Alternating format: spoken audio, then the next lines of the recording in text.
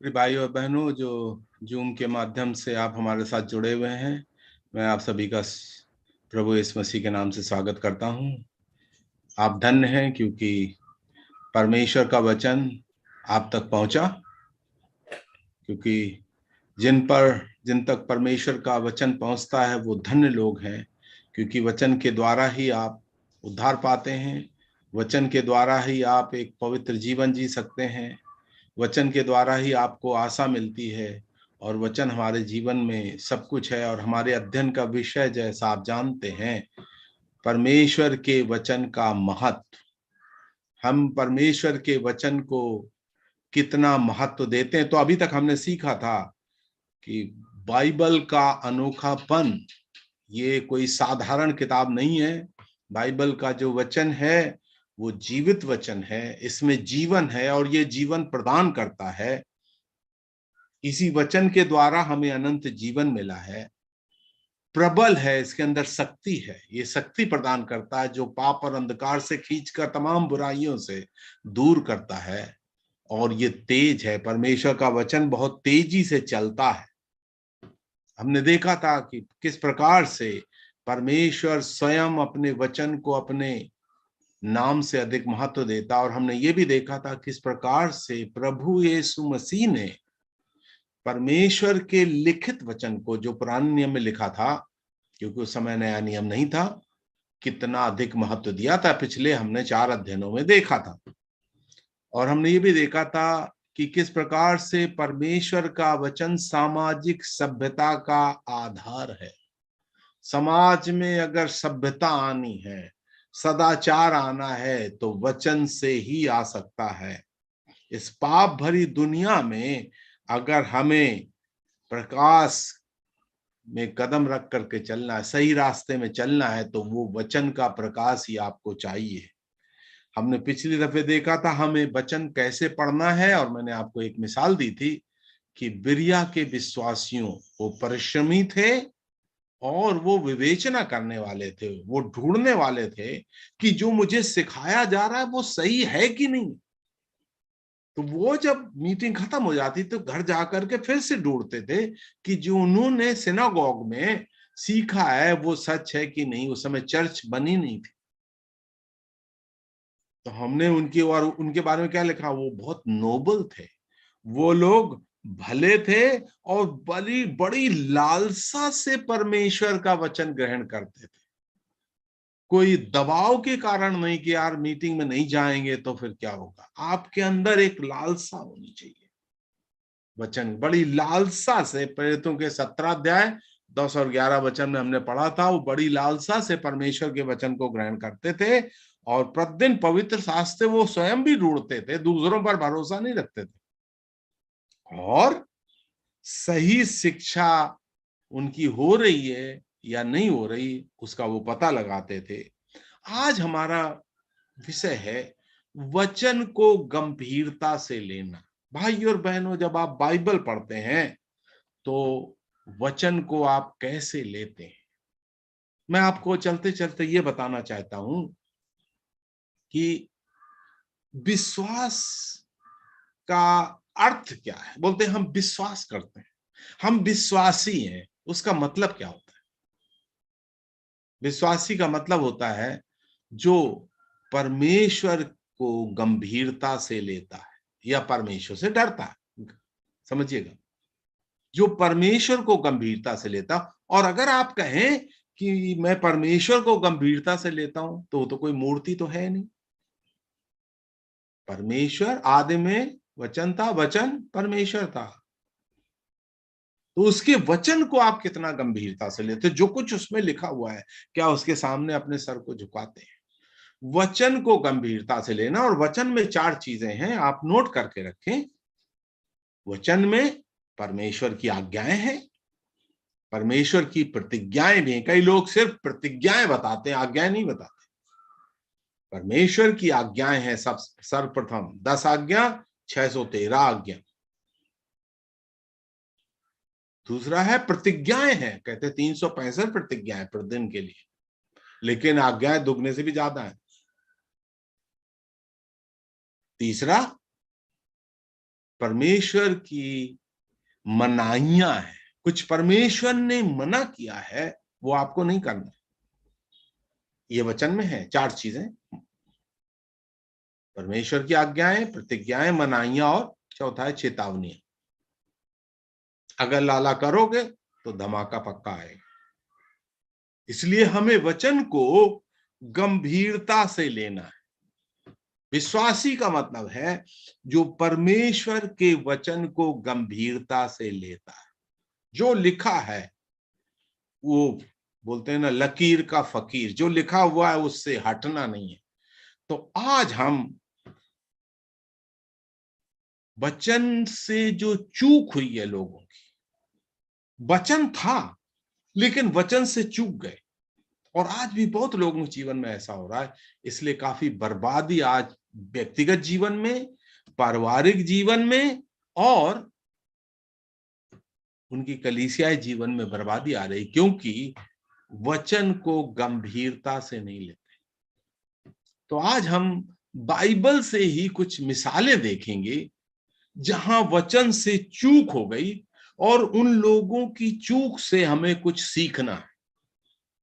क्योंकि पुराने नियम में जो लोगों के साथ हुआ, बाइबल में लिखा हुआ है, वो हमारे लिए एक मिसाल के तौर पर हुआ, कि हम उनसे शिक्षा पा करके अपने जीवन को सही तरीके से ढालें। समझिएगा, ये बात को समझ में आई? पुराने नियम में जो लोगों के साथ हुआ, वो हमारे लिए एक आदर्श के रूप में हुआ, ताकि उनके जीवन से शिक्षा लेकर हम अपने जीवन को सही रास्ते पर चलाएं। जैसे कहते हैं इसको गिनिया पिग्स, या यूं कह लीजिए जैसे दवाई जब बनती है तो उसका टेस्ट होता है। पहले जानवरों में होता है, फिर आदमियों पर होता है, फिर दवाई मार्केट में आती है। तो परमेश्वर का वचन का टेस्ट समझिए एक तरीके से वो हमारे लिए एक मिसाल हो गया। उन्होंने वो उठाया और हम उनकी मिसाल को लेकर अपने जीवन को सुधारें। तो आज मैं आपको मैं स्लाइड शेयरिंग करना चाहता हूं, और मैं भाई से कहूंगा कि मुझे स्लाइड शेयरिंग दें। आप ये स्लाइड देख सकते हैं, देख सकते हैं अवनीश डैनियल जी? ओके, तो पहली बात हम जो आज देखेंगे, स्लाइड दिखाई नहीं दे रही है। ओके, तो एक मिनट, तो स्क्रीन शेयरिंग आपने अलाउ किया है अभी? ओके जी ओके, नाउ आप देखिए यहां पर वचन के प्रयोग में गंभीरता। आपके पास मोबाइल होंगे, थोड़ा पढ़ने के लिए मुश्किल होगा, लेकिन मैं ये आपको भेज दूंगा। तो यहां पर हम देखते हैं किस प्रकार से पहले हम मूसा की चूक, छोटी सी चूक का मतलब एक छोटी सी गलती हो गई, लेकिन उसका प्रभाव कितना हुआ, ये मैं आपको बताना चाहता हूं। तो हम देखेंगे रिपीडिम में इजराइल के लोगों को पानी की किल्लत हुई जब वो मिस्र देश से बाहर निकल कर आए। अगर इसको हमें पूरा पढ़ना है तो निर्गमन की पुस्तक, उसका 1 अध्याय 1 से लेके 7 वचन तक हमें पढ़ना होगा, लेकिन मैं पूरा नहीं पढ़ रहा हूं, मैं सिर्फ 5 और 6 वचन पढ़ रहा हूं। यहोवा ने जब पानी की किल्लत हुई, मूसा से कहा, इजराइल के वृद्ध लोगों में से कुछ को अपने साथ ले ले, और जिस लाठी से तूने नील नदी पर मारा था उसे अपने हाथ में लेकर लोगों के आगे आगे चल। देख, मैं तेरे आगे चलकर होरे पहाड़ की एक चट्टान पर खड़ा रहूंगा, और तू उस चट्टान पर मारना, तब उसमें से पानी निकलेगा जिससे ये लोग पिएं।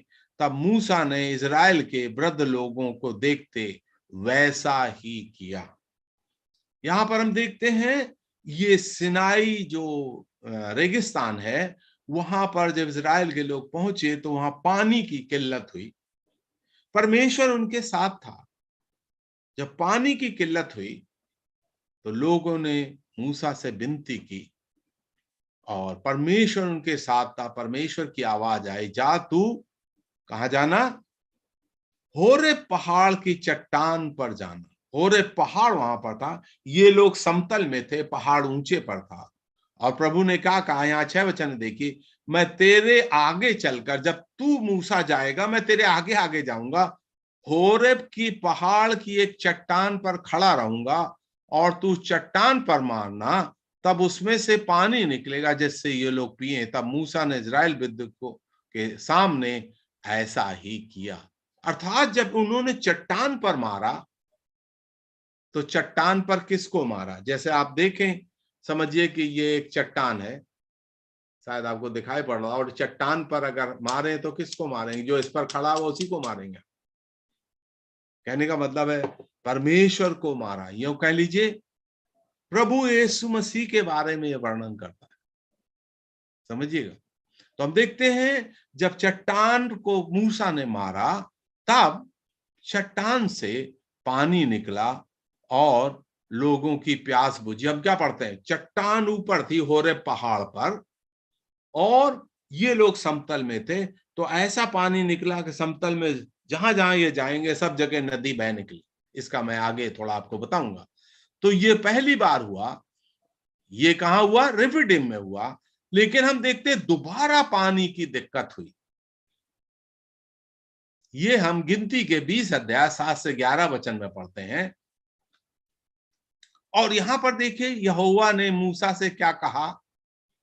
जब दोबारा पहली बार पानी की किल्लत हुई, दोबारा पानी की किल्लत हुई, तब मूसा से यहोवा ने क्या कहा, उस लाठी को ले और तू अपने भाई हारून समेत मंडली को इकट्ठा करके उनके देखते देखते चट्टान से बातें कर, तब वो अपना जल देगी। इस प्रकार से तू चट्टान में से उनके लिए निकलकर मंडली के लोगों को, पशुओं को पिला। यहोवा की इस आज्ञा के अनुसार मूसा ने उसके सामने से लाठी को लिया और मूसा और हारून मंडली को चट्टान के सामने इकट्ठा किया। तब मूसा ने उनसे कहा, क्या ये कह दूंगा, हे दंगा करने वाले सुनो, क्या हमको उस चट्टान में से तुम्हारे लिए जल निकालना होगा? तब मूसा ने हाथ उठाकर लाठी चट्टान पर 2 बार मारी और उसमें से बहुत पानी फूट निकला। मंडली के लोग अपने पशुओं समेत पीने लगे। अब जब दोबारा पानी की किल्लत हुई, तो यहां पर आप देखा परमेश्वर ने क्या कहा। क्या कहा? तू यहां पर आप देख, उस चट्टान से बातें कर। परमेश्वर ने कहा था चट्टान से कहना। ये चट्टान है, अभी इसको मारना नहीं। एक बार पहले मारा था, लेकिन अब मारना नहीं, इसको सिर्फ कहना है। क्या चट्टान किसी की आवाज को सुनती है क्या? लेकिन मूसा ने क्या किया? धुंधलाया हुआ था, झुझलाया हुआ था, कोई लोग उसको पथरवा करने वाले थे, इसलिए मूसा ने झुझलाने की वजह से चट्टान को 2 बार मारा। यहां पर आप देख रहे हैं, तब मूसा ने हाथ उठाकर लाठी चट्टान पर 2 बार मारी, उसमें से बहुत पानी फूट निकला और मंडली के लोग अपने पशुओं समेत पीने लगे। देखिए आप यहां पर परमेश्वर ने कहा था कि चट्टान से बातें करना, लेकिन मूसा ने 2 बार मार दिया। क्या गलत हुआ? कुछ आप सोच सकते हैं। मूसा ने परमेश्वर के वचन को सही तरीके से पालन नहीं किया। बहुत आदरणीय परमेश्वर का सेवक था मूसा। उसने अपनी सारी जिंदगी परमेश्वर के सेवा में लगा दी थी, लेकिन उसने चट्टान से बात करने की बजाय उसने चट्टान को 2 बार मारा। और हम क्या करते हैं? चट्टान से पानी निकला, लोगों की प्यास भी बुझी, पर मूसा प्रतिज्ञा देश में प्रवेश से वंचित हो गया। कुछ बात समझ में आई? इसका अर्थ क्या है? इससे शिक्षा क्या है? वचन को तोड़कर सेवा करने से शायद आपकी सेवा सफल होगी, पर आप स्वयं परमेश्वर की आशीषों से वंचित रह जाएंगे। कई लोग परमेश्वर के वचन को हटाकर मन मर्जी से सेवा करते हैं। यीशु मसीह के नाम से बहुत कुछ कर रहे हैं। इसलिए बाइबल में लिखा हुआ है 5 बार आया है, हे प्रभु लोग आकर के कहेंगे, और प्रभु कहता मैं तो तुम्हें जानता ही नहीं हूं। कुछ बात आपको समझ, उस समय जब न्याय का दिन आएगा, बहुत से पास्टर पादरी लोग आएंगे, प्रभु जी आपके नाम से तो मैंने बहुत कमाल किया, बहुत प्रचार किया, और प्रभु क्या कहेगा, मैं तो तुम्हें जानता ही नहीं। बहुत गंभीर बात है। देखिए, शायद इन लोगों की सेवा से लोगों को आशीष मिलेगी, लोग उद्धार भी पाएंगे, लेकिन अगर वचन से हटकर आप काम करेंगे, आप स्वयं परमेश्वर की आशीषों से वंचित रह जाएंगे। आप जानते हैं मूसा ने 2 बार परमेश्वर से प्रार्थना की, हे प्रभु मुझे उस प्रतिज्ञा देश में जिसके लिए मैं बचपने से आशा कर रहा था, 120 साल का था मूसा, लेकिन परमेश्वर ने क्या कहा, अब बातें मत कर, बात मत कर। सोचिए कितना दुख हुआ होगा। आप जानते हैं बाइबल में सिर्फ एक ही व्यक्ति को परमेश्वर ने दफनाया है। इतना आदर मूसा के लिए था, लेकिन मूसा प्रतिज्ञा देश में प्रवेश नहीं कर पाया। भाई और बहनों, जो आप मेरी आवाज को सुन रहे हैं, परमेश्वर के वचन को तोड़ना नहीं। मूसा से थोड़ी सी चूक हो गई, परिणाम बहुत गंभीर हुआ। इसलिए जैसा वचन में लिखा हुआ है वैसा आपको पालन करना है, वचन से हिलना नहीं। शायद आपकी सेवा बहुत सफल हो रही होगी, लेकिन आप स्वयं अपने जीवन में आशीषों से वंचित हो जाएंगे अगर आपने परमेश्वर के वचन को तोड़ दिया। इसमें क्या है, ये चट्टान क्या है, ये पानी क्या है, इसका हम 1 कुरिन्थियों के 10 अध्याय में पढ़ते हैं। वो चट्टान यीशु मसीह था। चट्टान की सेवा यहोवा परमेश्वर से दी गई, वहां पर मैं खड़ा रहूंगा। यीशु मसीह को मरना होगा, लेकिन एक ही बार मरना होगा। चट्टान पर जब मूसा ने मारा तो ये यीशु मसीह के क्रूस पर मृत्यु को दर्शाता था।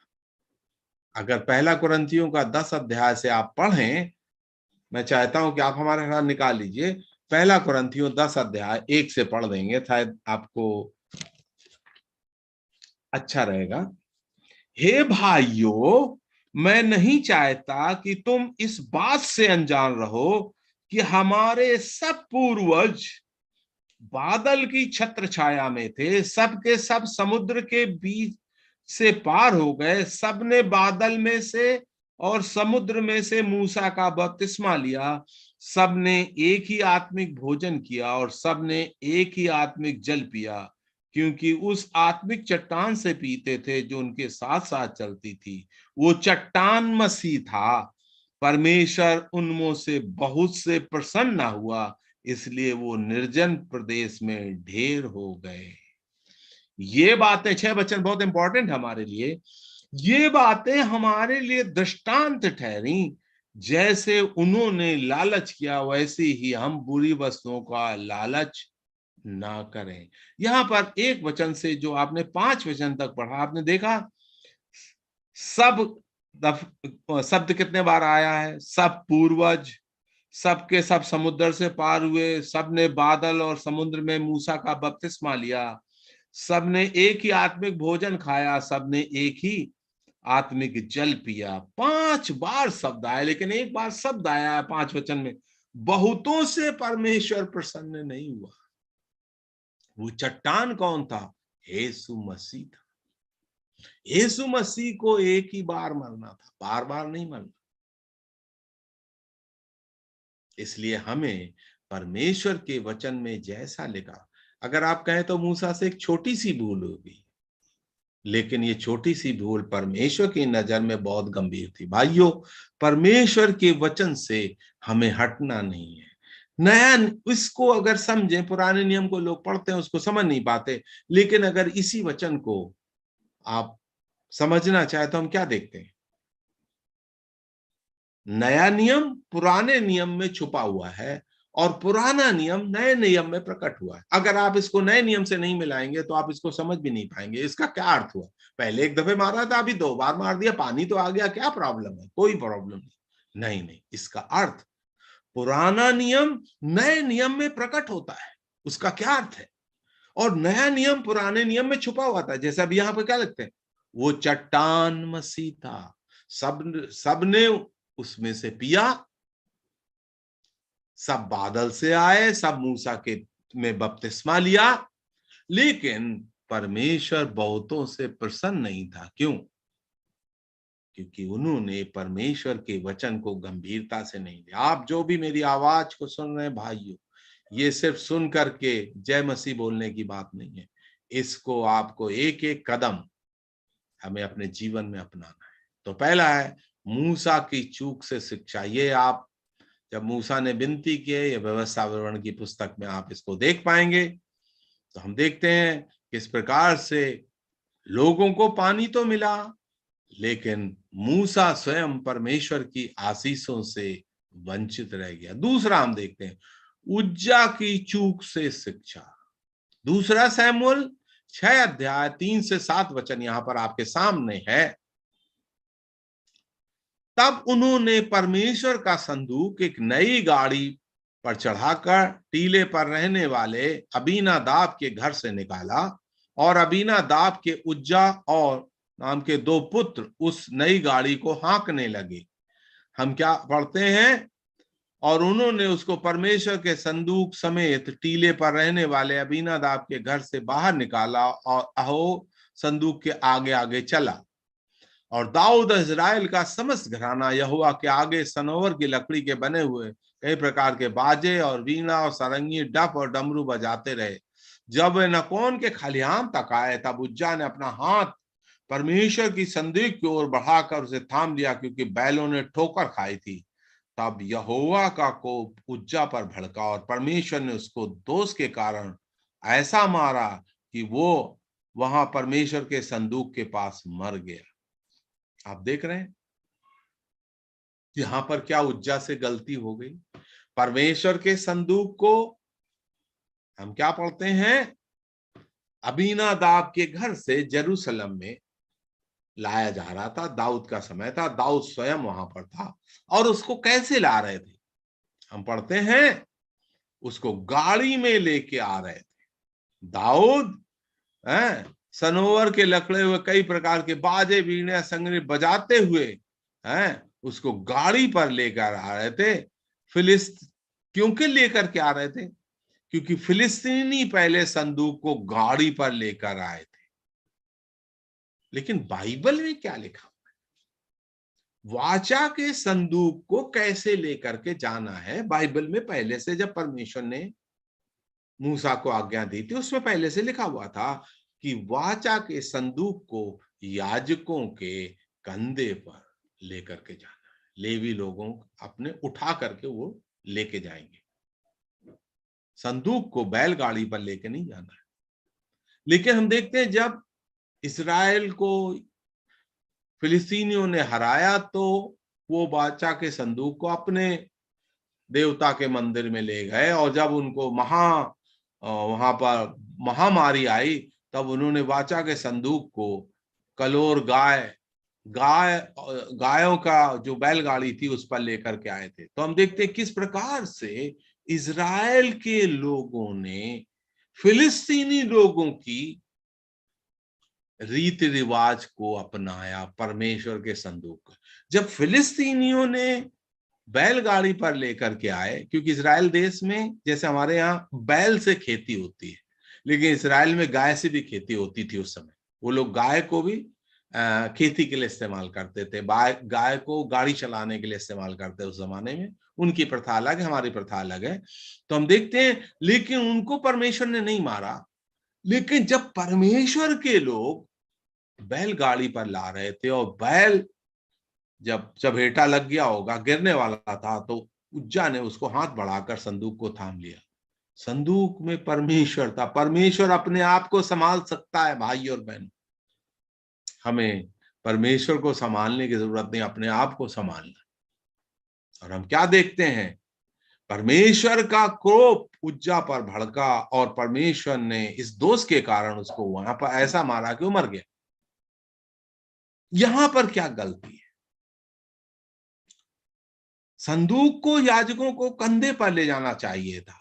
हमें यहाँ पर हमारी शिक्षा है, संसार के तौर पर नहीं चलना है, वचन के अनुसार चलना है। सब कुछ वचन में लिखा हुआ है। हमें संसार के तौर पर इस संसार में नहीं चलना जैसे दुनिया वाले करते हैं। सांसारिक रीति रिवाजों को चर्च में नहीं लाना, चर्च के रीति रिवाजों को समाज और संसार में लेके जाना है। समझिएगा। तो यहां पर उज्जा की चूक से हमारे लिए कुछ शिक्षा है। संसार के रीति रिवाज चर्च में ना लाइए। चर्च के, परमेश्वर के रीति रिवाज, पुराने नियम के संतों के रीति रिवाज, हमारी जो प्रथाएं हैं उनको समाज में ले जाइए, उससे सुधार होगा। तो हम देखते हैं उज्जा मर गया, और इसमें बहुत कुछ सीखने के लिए है, लेकिन उस विषय पर वो हमारा विषय नहीं है। फिर हम देखते हैं किस प्रकार से दोबारा फिर वो संदूक को वहीं पर रख दिया अबीनादाब के घर में, फिर बाद में उसको लेकर के गए, कंधे पर उठा करके ले गए। इसलिए वचन को पढ़ना है, कौन सा काम कैसे करना है, और वचन में उस काम को करने के लिए क्या लिखा हुआ। मन मर्जी से कुछ नहीं करना, इसका बहुत बड़ा परिणाम होगा भाइयों और बहनों, अगर आप मन मर्जी से कुछ भी करेंगे। आगे मैं आपके सामने तीसरी मिसाल जो रखना चाहता हूं, नादाब और अबीहो की चूक से शिक्षा। ये लेव व्यवस्था 10 अध्याय 1 और 2 वचन, यहां पर हम पढ़ते हैं, नादाब और अबीहो नामक हारून के 2 पुत्रों ने अपना अपना धूप दान लिया और उनमें आग भरी, और उसमें धूप डालकर उसमें ऊपरी आग की, जिसकी यहोवा ने आज्ञा नहीं दी, यहोवा के सम्मुख आरती दी। तब यहोवा के सम्मुख से आग निकल कर उन दोनों को भस्म कर दिया, और वो यहोवा के सम्मुख मर गए। कुछ बात आपको समझ में आई? यहां पर क्या गड़बड़ हुआ? अगर आप इसको देखें, लैब व्यवस्था 9 का 24, वहां पर क्या लिखा हुआ है? जब परमेश्वर का तंबू स्थापित हो गया, जब उस पर चढ़ावा चढ़ाया गया, तो हम क्या पढ़ते हैं? चढ़ावा जब चढ़ाया गया तो यहोवा के सामने से आग निकलकर चर्बी समेत होम बलि की वेदी पर भस्म कर दिया। इसे देखकर जनता ने जय जयकार का नारा मारा, अपने मुंह के बल गिरकर यहोवा को दंडवत किया। मतलब क्या है? वचन के अनुसार अगर आप वहां पर पढ़ेंगे, मूसा ने यहोवा के तंबू का जो कुछ भी काम किया था वो वचन के अनुसार किया था।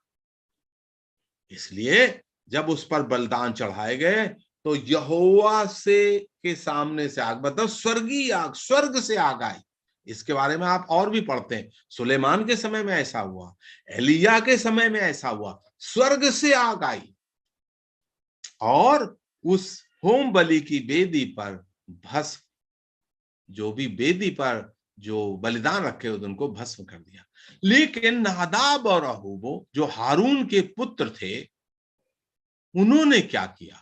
उन्होंने अपना अपना धूप दान लिया और उनमें आग भरी और उसमें धूप डालकर ऊपरी आग, जिसकी आज्ञा यहोवा ने नहीं दी थी, आरती दी। कुछ बात आप समझ में आई? जिसकी आज्ञा वचन में परमेश्वर ने नहीं दी थी वो किया। क्या हुआ? यहोवा के सम्मुख से आग निकलकर उन दोनों को भस्म कर दिया और वो यहोवा के सामने दोनों मर गए। देख रहे हैं आप? जब वचन के अनुसार हुआ तो यहोवा की आग ने होम बलि को भस्म किया, लेकिन जब वचन की खिलाफ वर्जी हुई तो यहोवा की आग ने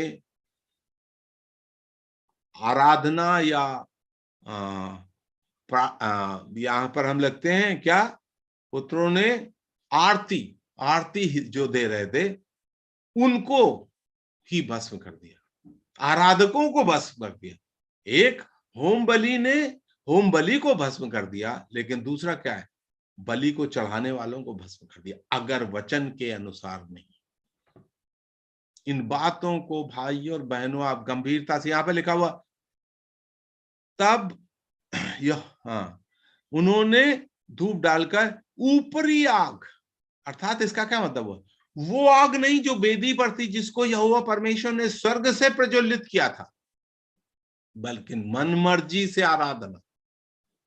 आराधना के 4 तत्व मैंने आपको बताए थे, और 4 स्वीकार योग आराधनाएं हैं, 4 अस्वीकार योग आराधना मन मर्जी से।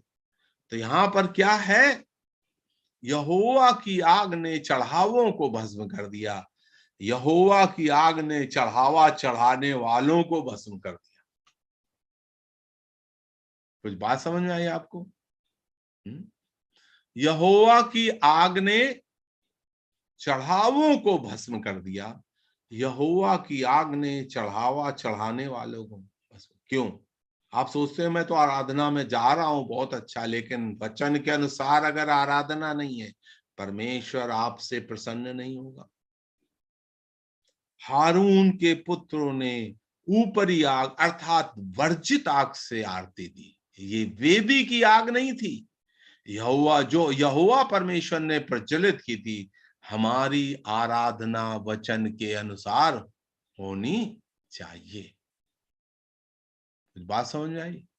उस स्त्री ने, सामरी स्त्री ने जब प्रभु यीशु मसीह से बात की तो पहला क्या उसने प्रश्न उठाया, आप यहूदी हैं, आप जेरूशलेम में आराधना करते हैं, हम सामरी लोग हैं, हम यहाँ पर एरियो में अपने मंदिर में आराधना करते हैं। प्रभु यीशु मसीह ने क्या कहा, परमेश्वर सच्चाई और आत्मा से आराधना करने, वचन की सच्चाई के अनुसार आराधना करने वालों को ढूंढता है। आराधना नहीं चलेगी ऐसे। इसलिए हमें यहां से शिक्षा लेनी है कि हमारी आराधना वचन के अनुसार होनी चाहिए। अभी हम आएंगे, नए नियम की एक मिसाल मैं आपके सामने रखना चाहता हूं, और ये बात जो है प्रेरितों के 19 अध्याय में पूरा दिखाई नहीं पड़ रहा है। अगर आप हमारे साथ प्रेरितों का 19 अध्याय निकाल लीजिए, प्रेरितों का 19 अध्याय मैं एक वचन से पढ़ना चाहता हूं आपके पास। जब अपोलोस कुरिन्थ नगर में आया, तब वो पौलुस ऊपर के सारे देश का दौरा करके इफिसस नगर में आए, और वहां पौलुस को कुछ चेले मिले। पौलुस ने उनसे कहा, क्या तुमने विश्वास करते समय पवित्र आत्मा पाया था? उन्होंने पौलुस से कहा, हमने तो पवित्र आत्मा की चर्चा भी नहीं सुनी। पौलुस ने उनसे कहा, तो फिर तुमने किसका बपतिस्मा लिया? उन्होंने कहा, यूहन्ना का बपतिस्मा। पौलुस ने कहा, यूहन्ना के ने ये कहकर मन फिराव का बपतिस्मा दिया था कि जो मेरे बाद आने वाला है उस पर अर्थात यीशु पर विश्वास करना। ये सुनकर उन्होंने प्रभु यीशु मसीह के नाम से बपतिस्मा लिया।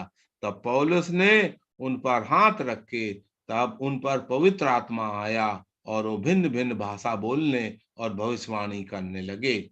ये सब मिलाकर 12 पुरुष थे। यहां पर आप देख रहे हैं किस प्रकार से पौलुस जब इफिसस में आया तो वहां पर कुछ चेले मिले। पौलुस को कुछ चेले मिले, लेकिन ये चेले कौन थे? ये प्रभु यीशु मसीह के चेले नहीं थे, ये यूहन्ना के चेले थे। यूहन्ना भी बपतिस्मा देता था, और इन चेलों से पौलुस ने पूछा, क्या तुमने विश्वास करते समय पवित्र आत्मा पाया था? इसके संदर्भ को हमें समझना है। आप जानते हैं, जब यूहन्ना बपतिस्मा देने वाले की मृत्यु हो गई, उसके काफी समय बाद प्रभु यीशु मसीह की क्रूस पर मृत्यु हुई, उसके बाद पवित्र आत्मा आया। तो ये लोग जो थे यूहन्ना के चेले थे, इन्होंने मन फिराव का बपतिस्मा लिया था, इन्हें तो पवित्र आत्मा का पता ही नहीं था। तो हम देखते हैं कई लोग, प्रचारक लोग क्या करते हैं, 2 वचन को कोट करते हैं, क्या तुमने विश्वास करते समय पवित्र आत्मा पाया था? अभी इसके संदर्भ को आपको देखना है। उस समय जब इन्होंने विश्वास किया था तब यीशु मसीह की क्रूस पर मृत्यु भी नहीं हुई थी, और मृत्यु के 50 दिन बाद पवित्र आत्मा आया था। उस समय पृथ्वी पर पवित्र आत्मा था ही नहीं। कुछ लोगों के पास, पुराने नियम के संतों के पास पवित्र आत्मा आता था और एक निश्चित काम के बाद चला जाता था। लेकिन नए नियम में पवित्र आत्मा स्थायी रूप से विश्वासियों के हृदय में निवास करता है। तो पौलुस ने जब उनसे पूछा, क्या तुमने विश्वास करते समय पवित्र आत्मा पाया था, तो उनको तो यीशु मसीह पर विश्वास ही नहीं था, क्योंकि उन्हें पता ही नहीं था। उस समय ये इतना सारा संदेश था नहीं, वचन था नहीं, प्रचार था नहीं। उसके बाद ही प्रचार शुरू हुआ। इन्हें कुछ यीशु प्रभु की मृत्यु, पवित्र आत्मा आया, कुछ पता नहीं था। तो हम क्या देखते हैं, किस प्रकार से पौलुस ने कहा, तुमने फिर किसका बपतिस्मा लिया? उन्होंने सीधे कहा, यूहन्ना का बपतिस्मा। पौलुस ने ये कहकर मन फिराव का बपतिस्मा दिया था कि जो मेरे बाद आने वाला था, यीशु पर विश्वास करना। यूहन्ना पर विश्वास करने से उद्धार नहीं होगा। कहने का क्या मतलब है? भ्रमित शिक्षक कई लोग आपके पास आएंगे, कहेंगे, क्या जब आपने विश्वास किया तो पवित्र आत्मा पाया? ये कोट करेंगे, लेकिन इसके संदर्भ को कोट नहीं करेंगे, इसके आगे पीछे कुछ भी कोट नहीं करेंगे। एक आयत से कोई सिद्धांत नहीं बनता। डॉक्ट्रिन बनता है कई आयतों से, अर्थात प्रभु यीशु मसीह ने शिक्षा दी होनी चाहिए, प्रेरितों ने उस पर अमल करना चाहिए, और पत्रियों में उसकी फिर से शिक्षा होनी चाहिए, तब एक सिद्धांत बनता है। तो ये लोग यूहन्ना के चेले थे, और फिर जब पौलुस ने उन पर हाथ रखे तो उनको पवित्र आत्मा मिला। ये कुछ खास चमत्कार उस समय प्रेरितों को प्रभु यीशु मसीह ने, परमेश्वर ने दिए थे। तो इसलिए जब कोई आपके पास आए, क्या आपने जब विश्वास किया पवित्र आत्मा पाया? क्या आपने अन्य भाषा में बात की? ये अन्य भाषा में बात करना कहाँ लिखा? सभी करना है। क्या आपने पवित्र आत्मा पाया? शायद आप सोचते होंगे। इफिसियों का 1 अध्याय निकालिए। इफिसियों का 1 अध्याय निकालिए, 13 और 14 वचन पढ़ेंगे। इफिसियों का 1, 13 और 14 वचन। उसी में तुम भी जब सत्य का वचन सुना, तुम्हारे उद्धार का सुसमाचार है, और जिस पर तुमने विश्वास किया, प्रतिज्ञा किए हुए पवित्र आत्मा की छाप लगी, और उसके मोल लिए हों के छुटकारे के लिए हमारी मीरास का बयान है, जिससे उसकी महिमा की स्तुति हो। यहां पर क्या लिखा? जिस पर तुमने विश्वास किया, प्रतिज्ञा किए हुए पवित्र आत्मा की छाप लगी। आपको पवित्र आत्मा मिला? यहां पर क्या लिखा हो? जिस दिन तुमने विश्वास किया, अर्थात जिस दिन आपने प्रभु यीशु मसीह को अपना उद्धारकर्ता और प्रभु ग्रहण किया, आपने जब वचन को ग्रहण किया, उसी दिन पवित्र आत्मा आपके हृदय में आ गया और सील हो गया। समझिएगा, छाप लगी है, एक्चुअली शब्द है सील। जैसे बोतल में कोई चीज डाल देते हैं और वो सील हो जाती। तो जिस दिन आपने विश्वास किया उस दिन पवित्र, क्योंकि पवित्र आत्मा स्थायी रूप से अब इस पृथ्वी पर है। पहले पुराने नियम में ऐसा नहीं था।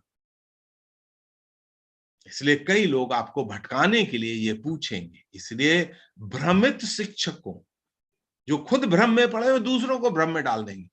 इसलिए मैं आपको ये बताना चाहता हूं, आप चूके ना। इसलिए क्या है, ये लोग यूहन्ना बपतिस्मा दाता के चेले थे। उस समय पवित्र आत्मा पृथ्वी पर उतरा नहीं था। वचन का सही उपयोग कैसे करना है? मूल पाठ को पढ़ें, संदर्भ को पढ़ें। जैसे यहां पे लिखा, किस संदर्भ में पौलुस पूछ रहा है, और समान अर्थ वाले दूसरे संदर्भ पर भी पढ़ें, फिर ये निष्कर्ष पर आए, क्योंकि ये हमारे लिए बहुत जरूरी है। आप देख रहे हैं, एक एक वचन परमेश्वर का बहुत महत्वपूर्ण है। जैसे मैं इसके बारे में आपको थोड़ा बता, एक वचन, एक कामा, यशायाह नबी का 9 अध्याय और 6 वचन अगर देखें तो वहां पर क्या लिखा हुआ है, हमारे लिए एक बालक उत्पन्न हुआ, हमें एक पुत्र दिया गया और प्रभुता उसके कंधों पर होगी। आपने पढ़ा ये, आप देख रहे हैं, हमारे लिए बालक उत्पन्न हुआ, हमें पुत्र दिया गया, लेकिन प्रभुता उसके कंधों पर है क्या? नहीं। अभी कई देशों में राष्ट्रपति है, प्रेसिडेंट है, कहीं पर प्राइम मिनिस्टर है, कहीं पर राजा है, कहीं पर रानी है, प्रभुता उनके कंधों पर होगी। लेकिन प्रभु यीशु मसीह बालक के रूप में उत्पन्न हो गया, परमेश्वर ने अपना पुत्र हमारे उद्धार के लिए दे दिया, लेकिन उसका राज्य अभी नहीं आया। जब 1000 वर्ष प्रभु यीशु मसीह पृथ्वी पर राज करेंगे, तब प्रभुता उनके कंधों पर। ये भी बहुत से राजा हैं, इससे उनको क्या कहा गया, राजाओं का राजा और प्रभुओं का प्रभु। लेकिन यहां पर क्या है, एक छोटा सा कामा है, उससे हमें क्या पता चलता है, या सेमी कॉलन कह लीजिए, इसमें कई हजार साल का फर्क है। बाइबल में एक कामा से कई हजार वर्ष का फर्क है। मैं इसके लिए एक और आपके सामने मिसाल पढ़ना चाहता हूं, यशायाह नबी का 61 अध्याय। अगर आप पढ़ें 1 और 2 वचन, वहां पर ये लिखा, मैं आपके सामने लिख करके ले आया हूं, यहोवा का आत्मा मुझ पर है, क्योंकि यहोवा ने सुसमाचार सुनाने के लिए मुझे अभिषेक किया है, और मुझे इसलिए भेजा कि खेदित मन के लोगों को शांति दूं, बंधुओं की स्वतंत्रता का और कैदियों के लिए छुटकारे का प्रचार करूं, कि यहोवा के प्रसन्न रहने का वर्ष और हमारे परमेश्वर के पलटा रहने के दिन का प्रचार करूं। लेकिन हम क्या पढ़ते हैं, जब प्रभु यीशु मसीह पृथ्वी पर आए और उन्हें, जब वो नासरत में, जहां पर उनका निवास स्थान था, जहां उन्हें पाला पोसा गया था, अपनी रीत के अनुसार शब्द के दिन आराधनालय में जाकर पढ़ने के लिए खड़ा हुआ, तो यशायाह नबी की यही पुस्तक जो 61 अध्याय आपने पढ़ा था, उस समय भेड़ की खाल में लपेट करके रखी गई जाती थी। अभी भी अगर आप यहूदियों के आराधनालय या सिनागाग में जाएंगे तो बाइबल अभी भी वहां पर वो लपेट करके रखते खाल में। तो वो जो उसको स्क्रोल को उन्होंने खोला, और उस स्क्रोल को खोलकर वो जगह जहां पर ये लिखा था कि प्रभु का आत्मा मुझ पर है, उसने कंगालों को सुसमाचार सुनाने के लिए मेरा अभिषेक किया है, और मुझे इसलिए भेजा है कि बंधुओं को छुटकारे का और अंधों को दृष्टि पाने का सुसमाचार प्रचार करूं, और कुचले हुओं को छुड़ाऊं, प्रभु के प्रसन्न रहने का वर्ष का प्रचार करूं। देखिए, ये 2 आयत में और भी कुछ लिखा हुआ है, परमेश्वर के छुटकारे का प्रचार करूं, यहोवा के प्रसन्न रहने का वर्ष का प्रचार करूं, और पलटा लेने के दिन का प्रचार करूं। प्रभु यीशु मसीह ने हमारे परमेश्वर के पलटा लेने के प्रचार को नहीं पढ़ा। देखिए, आदि वर्ष पढ़े। क्यों? क्योंकि वो पलटा लेने के लिए नहीं आए थे। इसलिए वचन को सही पढ़ना, सही जानना, सही बताना बहुत जरूरी है। प्रभु ने उतना ही पढ़ करके बंद कर दिया, और उसने पुस्तक बंद करके सेवक के हाथ में दे दी और बैठ गया। क्यों नहीं पढ़ा आगे? क्योंकि वो पलटा लेने के लिए नहीं आए थे। वो अभी कंगालों को सुसमाचार सुनाना, बंधुओं को छुटकारे का, अर्थात जो हम पाप और दुष्ट आत्माओं के बंधन में हैं उससे छुड़ाने का, अंधों को दृष्टिदान, जो यीशु मसीह की महिमा को नहीं देख सकते उनको दृष्टिदान, और प्रभु के प्रसन्न रहने का। ये समय को क्या कहते हैं? एनो डोमिनी, प्रभु के प्रसन्न रहने का ये समय है। प्रभु प्रसन्न है अपने पुत्र के बलिदान के द्वारा।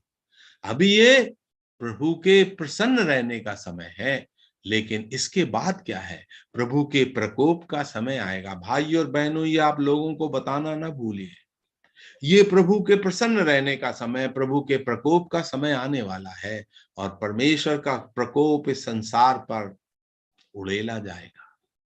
इसलिए वचन को सही पढ़ना हमारे लिए बहुत जरूरी है। इसके पहले कि मैं इस संदेश को बंद करूं, इस अध्ययन को समाप्त करूं, प्रभु यीशु मसीह ने 7 बार नए नियम में पूछा है, क्या तुमने नहीं पढ़ा? या यूं कह लिए, तुमने कैसे पढ़ा? जब दाऊद भूखा था, कैसे पढ़ते हो? क्या उसका अर्थ निकालते हो? क्योंकि उन्होंने प्रभु के चेलों पर दोष लगाया था। तो हमें वचन को पढ़ना नहीं है, उसके संदर्भ को पढ़ना, और फिर हमें निष्कर्ष पर आना है। तो मत्ती के 12:3 में हमारा समय समाप्त हो रहा है, इसलिए मैं इसको पढ़ नहीं रहा हूं।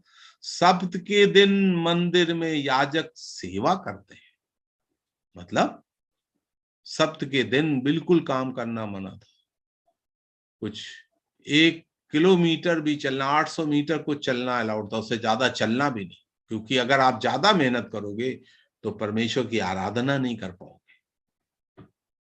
लेकिन मंदिर में तो सेवा करते थे, तो मेहनत करते थे, मेहनत नहीं करना।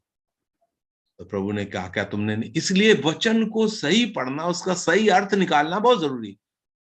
क्या तलाक के संबंध में प्रभु ने क्या कहा? क्या तुमने नहीं पढ़ा? उसने स्त्री और पुरुष करके बनाया। आजकल क्या हो रहा है? स्त्री पुरुष बन रहे हैं, पुरुष स्त्री बन रहे हैं। कितना कंफ्यूजन चल रहा है।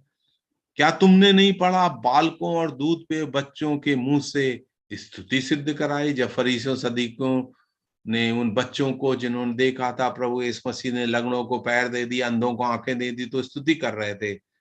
और फरीसी सदूकी क्या बोले? अरे इनको बंद कराओ। प्रभु ने क्या कहा? क्या तुमने बालकों और दूध पे बच्चों के मुंह से स्तुति सिखाई है? क्या तुमने नहीं पढ़ा? सब पुराने नियम के संदर्भ है। फिर और एक बार हम क्या पढ़ते हैं, जब लोगों ने प्रभु यीशु मसीह से प्रश्न किया, वो सदूकियों ने प्रश्न किया था। एक आदमी की स्त्री थी, वो मर गया, फिर उसके भाई ने शादी कर ली, वो भी मर गया, उसके 7 भाई थे, सातों ने शादी कर ली, और अंत में वो औरत भी मर गई और सब भाई भी मर गए। तो जब ये जी उठेंगे तो वो किसकी स्त्री होगी? क्या झगड़ा हो जाएगा स्वर्ग में? 7 भाइयों ने शादी की थी, किसकी स्त्री? तो एक ही है। तो प्रभु ने इसका क्या जवाब दिया? वहां पर स्त्री पुरुष नहीं हो। क्या तुमने नहीं पढ़ा? जो मरे हुओं में से जी उठेंगे वो स्वर्गदूतों के समान होंगे। कोई स्त्री नहीं होगा, कोई पुरुष नहीं होगा, स्वर्गदूतों के समान होंगे। हमें वचन को सही समझना है। ये लोगों के पास वचन था लेकिन समझ नहीं पा रहा। क्या तुमने नहीं पढ़ा? क्या मूसा की पुस्तक में झाड़ी की कथा में मैं परमेश्वर ने कहा, मैं इब्राहिम का परमेश्वर, इसहाक का परमेश्वर, याकूब का परमेश्वर। इसका क्या अर्थ हुआ? मैं जीवतों का परमेश्वर हूं। ये लोग विश्वासी थे, वो जीवते हैं। हमारा परमेश्वर, जो प्रभु यीशु मसीह पर विश्वास लाते हैं, जो परमेश्वर पर विश्वास लाते हैं, वो अनंत जीवन पाते हैं। वो अनंत जीवन पाने वाले लोगों का परमेश्वर है। यही तो मैं हमेशा बार बार लोगों को बोलता हूं। जब प्रभु यीशु मसीह ने उस धनी व्यक्ति की मिसाल दी, तो धनी व्यक्ति का नाम उसको याद नहीं था, लेकिन लाजरस गरीब का नाम याद था। वो जीवतों का परमेश्वर है। और 21 के 42 में पढ़ते हैं, जिस पत्थर को राजमिस्त्रियों ने निकम्मा ठहराया, वही कोने के सिरे का पत्थर बन गया। परमेश्वर का धन्यवाद हो। लोगों ने यीशु मसीह को ठुकरा दिया, आपने अपना लिया। आपके जीवन का कोने का सिरे का पत्थर जिस पर आप खड़े हो। परमेश्वर की स्तुति हो। ये बातें परमेश्वर ने आप पर खोली। लेकिन भाइयों बहनों, मैं इस अध्ययन को समाप्त करने के पहले एक बार फिर से इस बात पर जोर देना चाहता हूं कि परमेश्वर के वचन को आप गंभीरता से लें। जैसा लिखा हुआ है वैसा आप पालन करें। अगर कुछ दुविधा है, कमेंट्री में देखें, परमेश्वर के सही भक्तों से पूछें। बहुत से लोग भ्रम में डालने के लिए आ जाएंगे और आपको कंफ्यूज करेंगे। ना तो उनका स्वयं का जीवन अच्छा है, और उनके पीछे चलने से ना तो आपका जीवन अच्छा होगा। परमेश्वर करे कि आप परमेश्वर के वचन को अपने मार्ग के लिए प्रकाश और अपने कदम के लिए दीपक बनाकर चलें। परमेश्वर इस अध्ययन